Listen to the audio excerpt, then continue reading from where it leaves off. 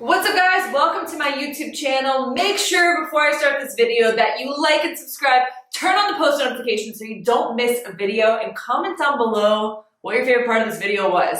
So what we're going to be talking about today is common running related injuries and how to avoid them, what they are, and what to do if you experience those injuries. The first common running injury that I want to talk about is runner's knee. Now this is an overuse injury and it's usually due to weak hips and weak muscles around the knee. Now things like squatting, jumping, and just overtraining can obviously make this worse, make it flare up, and really give you some issues in the knee area. So ways to avoid this would be number one, to strengthen the hips by using, you could use bands, you could do crab walks, glute kickbacks, you could use the banded abduction machines at the gym, you could do glute kickbacks at the gym. You could also strengthen the muscles around the knees, including the quads. So things like leg extensions, squats and lunges might bother you if you already have this type of injury. If you do not have this injury yet and you're trying to avoid it, number one would just be to kind of strengthen those muscles around the knee, keep everything nice and strong, loosen them up, make sure you're doing your stretching and your recovery along with that.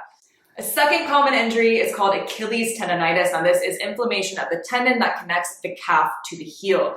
Now if this does not heal all the way and it gets worse, you could rupture this and you would probably need surgery, which would really suck. So you want to make sure that you heal this all the way to avoid the buildup of scar tissue. What you could do to prevent this from happening is number one, change your shoes. Make sure you're not running in crappy old shoes. Make sure that they work for your foot strike, and the shape of your foot and how you run. It's super important with the type of shoe that you choose. The next thing would be to increase intensity gradually. Make sure you're not doing too much at once. You could also cross train. So for example, let's say you have 40 miles a week that you want to complete. You could do half of it running, half of it on the bike or the elliptical, kind of cross training to get those extra miles in. Or you could kind of do running one day, biking the next, running another day, swimming the next, whatever you choose, just to make sure that you're increasing the running as gradual as you can. The next common injury, I know this one very well. This one set me out of a whole entire season of track and field back in high school because it was so severe I couldn't even walk up the stairs, and that is IT band syndrome. So what the IT band is a connective tissue that runs from your hips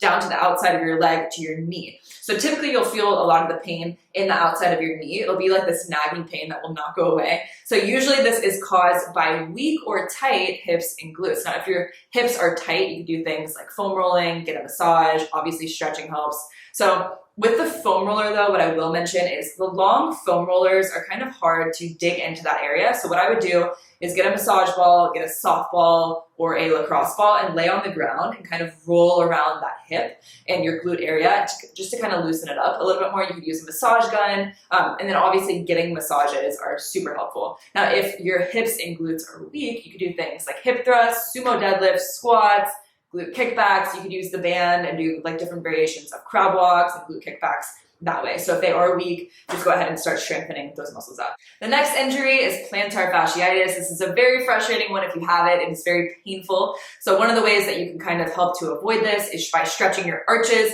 making sure your calves are not tight. This could also be caused by limited ankle dorsiflexion, which that can be caused by flat feet. It can be caused by hip and back pain. It can be caused by tight calves. So making sure that you kind of help to avoid that. Flat feet obviously is a different thing. So you can get things like orthotics or shoes that work for you to kind of help prevent that. And then obviously the surface that you run on is very important, making sure you're stretching consistently and then also maintaining kind of around the same weight. So if you are someone that, maybe you're a certain weight and you gain weight very rapidly, of course, this could cause some issues because it's more weight and pressure on your feet. Hamstring injuries are super common. So a lot of the times this is mostly caused to not warming up properly or being dehydrated if you don't have enough water or sodium in your body. So when it comes to warm-ups, I would do things like leg swings, like scoops, really making sure those hamstrings are nice and warmed up, doing high leg kicks, doing some warm-up laps and some gradual sprints before you go all out is super important to avoid this injury. It is so common, and hamstrings, if you pull your hamstring,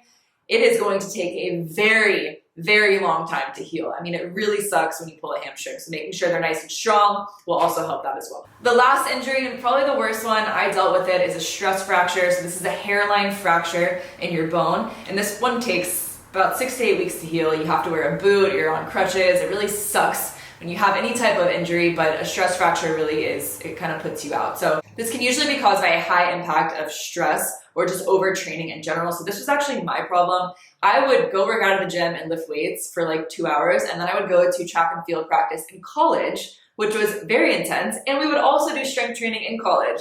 But I wanted extra. I got a stress fracture. I was overtraining like a crazy amount, and I just wasn't eating enough. So if you're under eating as well, this could obviously cause that. I made sure I was taking my calcium after that. I made sure that I was eating enough and drinking enough water, and just making sure that I'm taking more rest days and not overtraining. This is like the worst thing to be on crutches when you're trying to like excel in a sport. It sucks. So those are my running related injuries. I hope you enjoyed this video. Again, make sure you like and subscribe. Let me know if you like videos like this, just like sit down talks about a certain topic. I can definitely do more. So I will see you guys next time, and thanks for tuning in.